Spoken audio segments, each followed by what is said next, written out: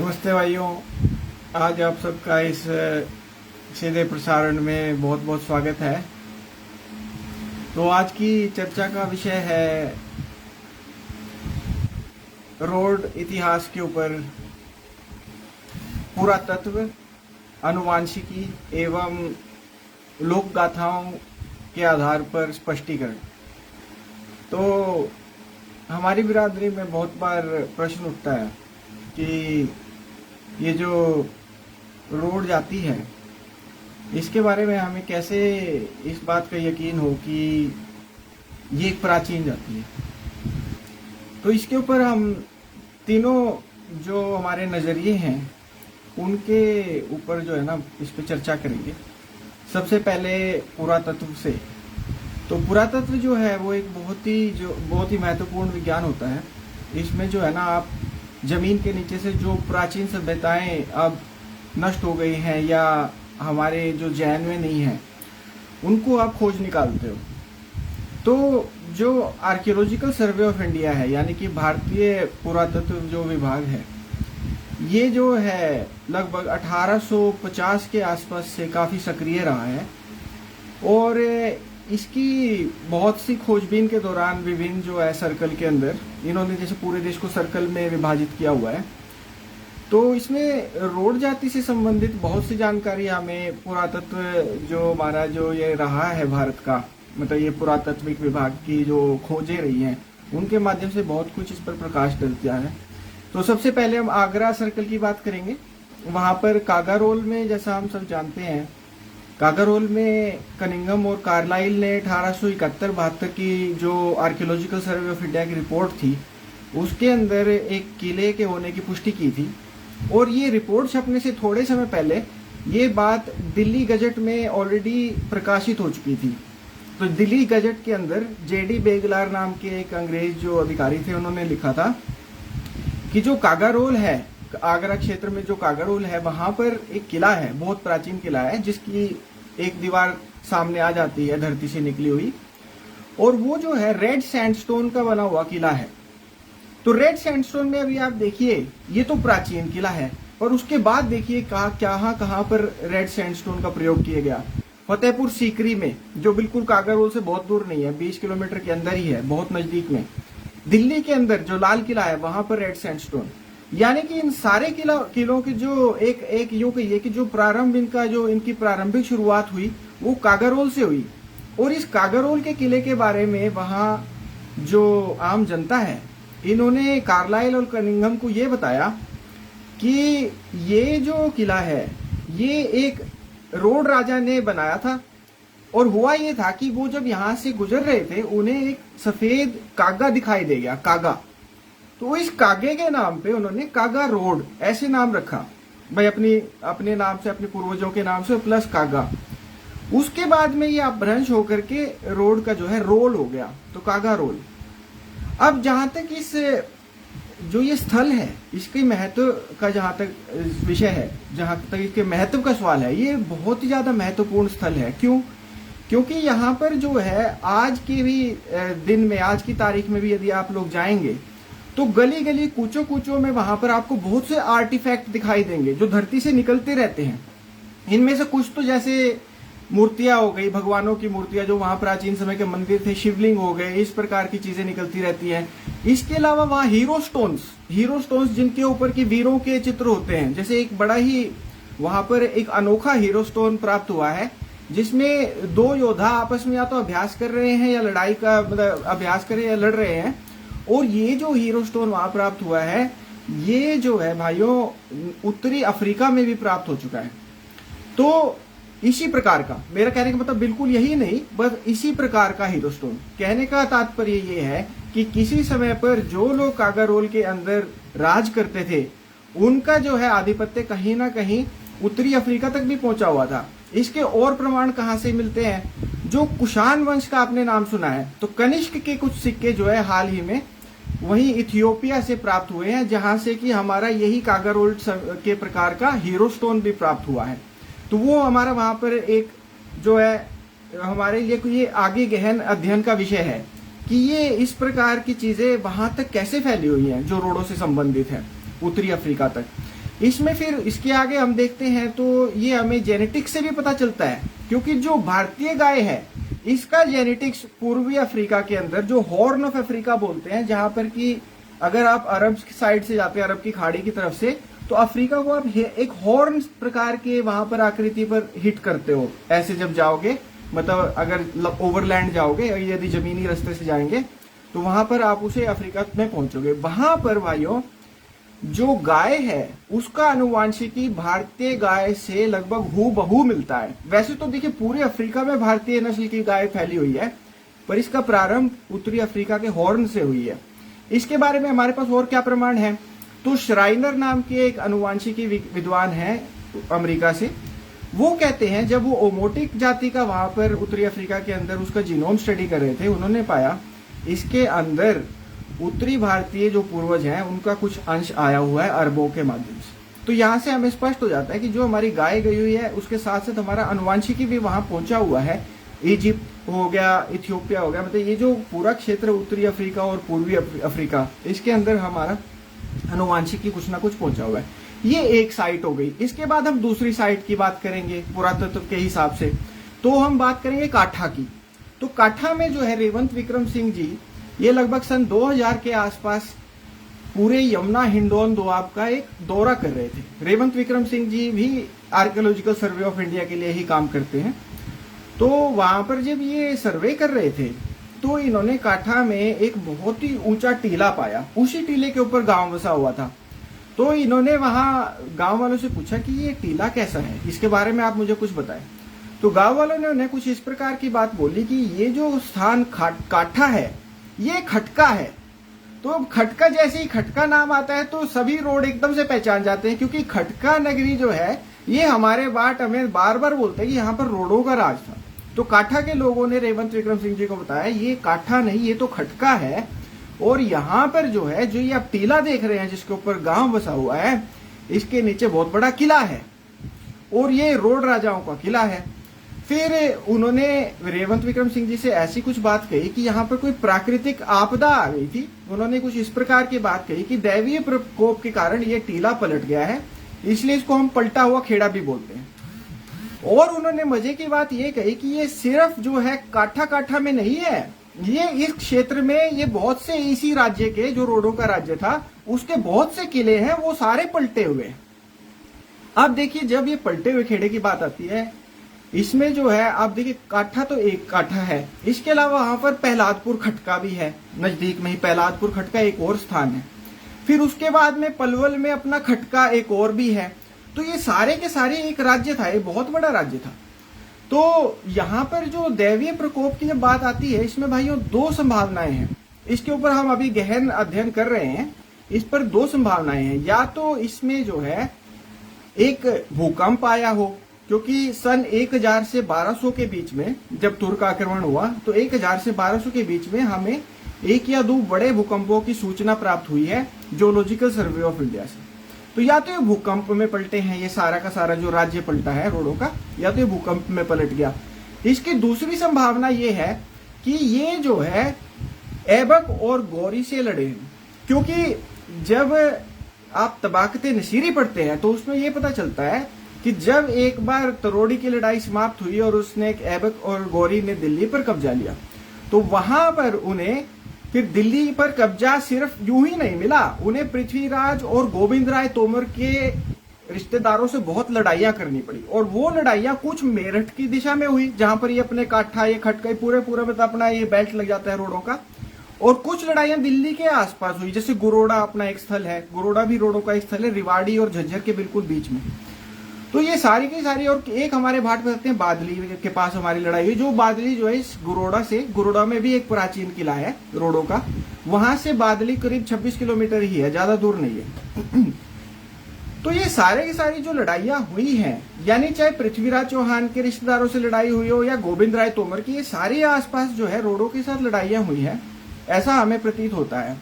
इसी कड़ी के अंदर हमने काठा में भी और अधिक तफ्तीश की कि यहाँ पर कौन सा वंश बैठा हुआ था। चलिए ठीक है, हम मान रहे हैं कि रोड राजा थे जैसा आप बोल रहे हो, पर आप वंश बताइए। तो उन्होंने ये बताया कि यहाँ पर कंवरपाल तंवर जी सन 1100 संवत 1125 संवत। तो संवत को जब आप सन में कन्वर्ट करेंगे ना तो ये 1000 लगभग 68 के आसपास की बात वो बताते हैं, जब यहाँ पर कंवरपाल तंवर जी आए थे। तो ये वही हैं, तो उन्हीं को आज जो वहां के लोग हैं रोड राजा के रूप में याद कर रहे हैं।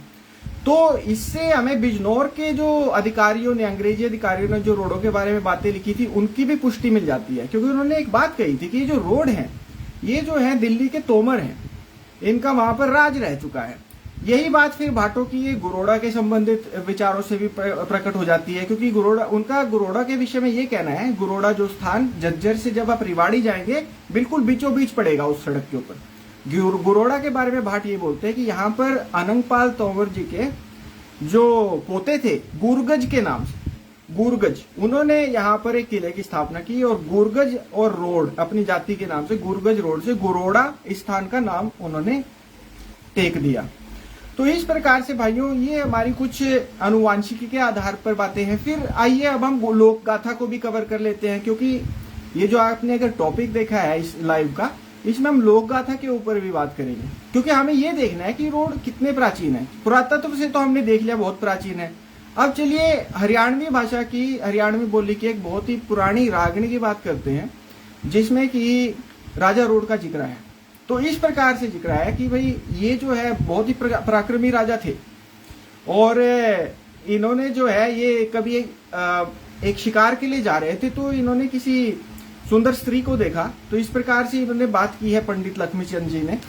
तो उसके विषय में फिर वो सब बहुत सी इसके आगे जो कहानी है कि कैसे इन्होंने पहले तो जो सोचा कि चलिए इस स्त्री ये बहुत सुंदर है तो इसको रख लिया जाए, परंतु बाद में जब इनसे रिक्वेस्ट की गई तो इन्होंने उसको दान में दे दिया, वापिस दे दिया। क्योंकि उनको ये कहा गया, जब इनसे मांगा गया ना, जब दूसरे राजा ने इनके पास अपना एक दूत भेजा, इनसे ये कहा गया भाई आप तो बहुत दानी हो, दानवीर हो। तो ये बोले हाँ भाई मैं तो हूँ दानवीर। तो उन्होंने कहा इसको हमें वापिस दे दीजिए बंजारण को, इन्होंने दे दिया। तो इस प्रकार से जो है ये देखिए इनका कितना बड़ा दिल था। मतलब देखिए आदमी कई बार जो है ना अपनी प्रकृति है उससे कई बार कमजोर भी पड़ जाता है, परंतु फिर इसके जो आदमी के अंदर की जो अच्छाई है वो देखिए कैसे अंत में विजय प्राप्त कर गई। जब इसको दानवीर बताया गया, इसके अच्छे गुणों का बखान किया गया, तो इन्होंने उसको त्याग दिया। तो ये भाइयों इससे भी, और ये जो रागनी है, इस रागनी को अगर हम एक ऐतिहासिक परिप्रेक्ष्य में लगा करके देखते हैं तो ये भी जो है सन 1000 से भी पुरानी चली जाती है। इसका जो सबसे प्रथम जो संस्करण है, क्योंकि देखिए इस रागनी के भी कई संस्करण हो चुके हैं, मैं आपको ये भी स्पष्ट कर देता हूं। सबसे पुरानी तो इसमें राजा ध्वज की स्वयं की है। तो राजा ध्वज जो है ये महाभारत के युद्ध से लगभग 30 से 40 पीढ़ी बाद के हैं। तो ये न्यू ऐसे समझ लीजिए कि ये लगभग आज से 2700 वर्ष पुराने हैं, 2500 से 2700।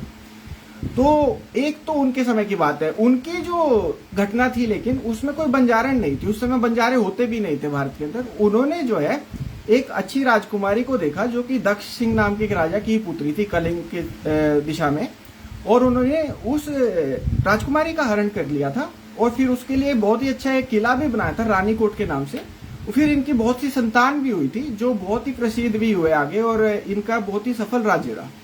तो इनकी जो पूरी कहानी थी उसमें ऐसा कुछ नहीं था कि इन्होंने बंजारण को हर लिया या कुछ नहीं, इन्होंने राजकुमारी को जो है वरा था, और उसके बाद में ये बहुत ही जीवन में भी बहुत ही अधिक ये सफल रहे थे, क्योंकि इन्होंने रोडी शंकर नाम के नगर की भी स्थापना की थी, जो आज भी मैप के ऊपर अगर आप सिंध की धरती पर देखेंगे तो रोडी और शक्कर के नाम से आपको आज भी मिल जाएगा। क्योंकि सिंधु नदी जो है किसी समय पर थोड़ी सी शिफ्ट होकर के वो बीचों बीच चली गई रोडी शंकर के, इसीलिए वो दो अलग अलग नगरियां बन चुकी हैं वहां पर।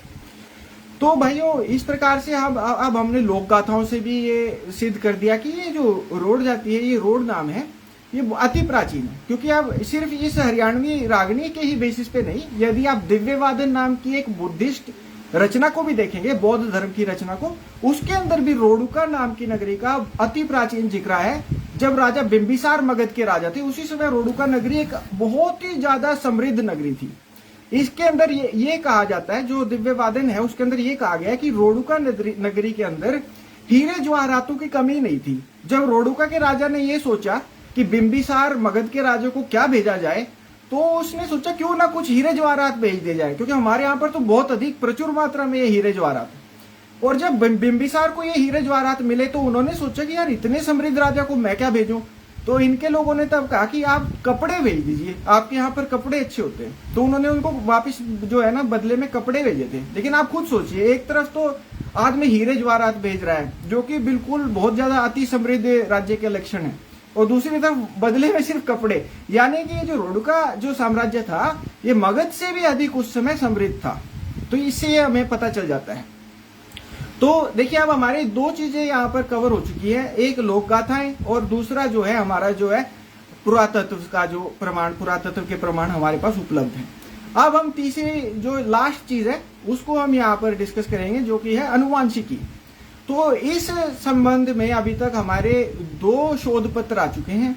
सबसे पहला शोध पत्र सन 2011 में आया था, जो जिसमें हमने दूध पीने की क्षमता के लिए जो जीन होता है, हमारी शरीर के अंदर एक जीन होता है जिससे कि किसी व्यक्ति को दूध पचाने की क्षमता प्राप्त होती है जब बड़ा हो जाने के बाद।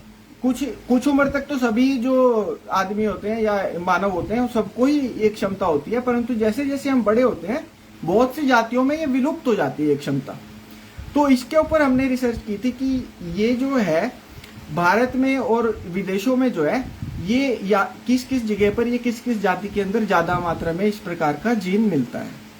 तो उसके अंदर हमने ये देखा था कि पूरे एशिया में जो है ये जो दूध पीने की या दूध पचाने की क्षमता का जीन है ये इंडिया में ही मैक्सिमम है पूरे एशिया के अंदर। ईरान में भी कोई हमारे बराबर नहीं है, अरब में भी कोई बराबर नहीं, तो और चीन वगैरह में भी नहीं है, और ना ही मध्य एशिया में। वहां पर बहुत ही कम ये मात्रा में पाया जाता है ये दूध पचाने की क्षमता वाला जीन। उसके बाद इंडिया की बात आ जाती है। चलो अब हमने ये देख लिया कि इंडिया सबसे आगे है इसमें पूरे एशिया के अंदर।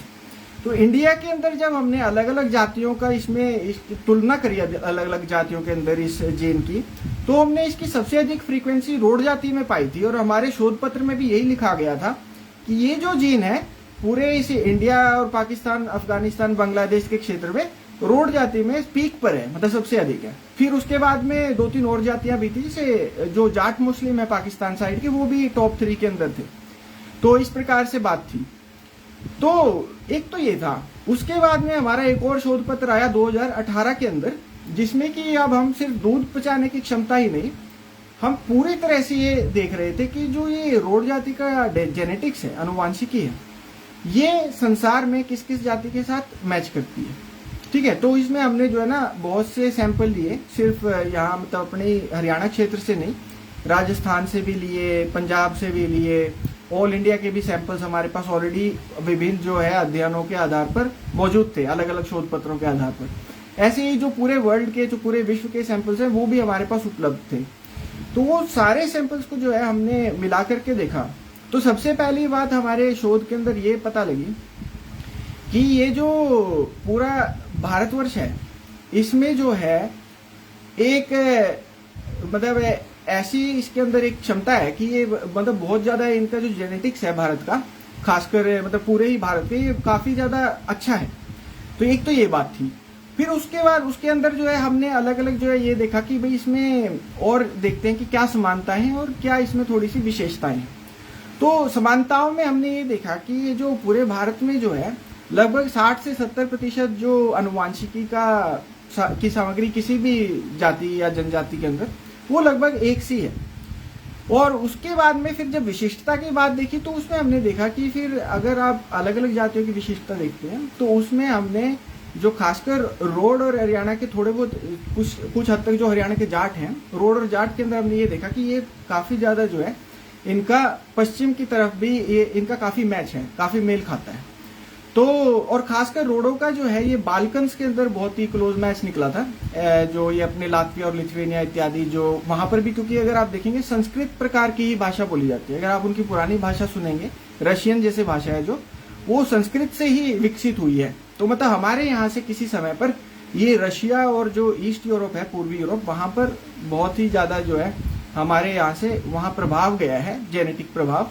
और उसका सबसे ज्यादा हमें जो प्रमाण मिला वो रोडो के अंदर प्राप्त हुआ उस समय हमारे इस स्टडी के अंदर।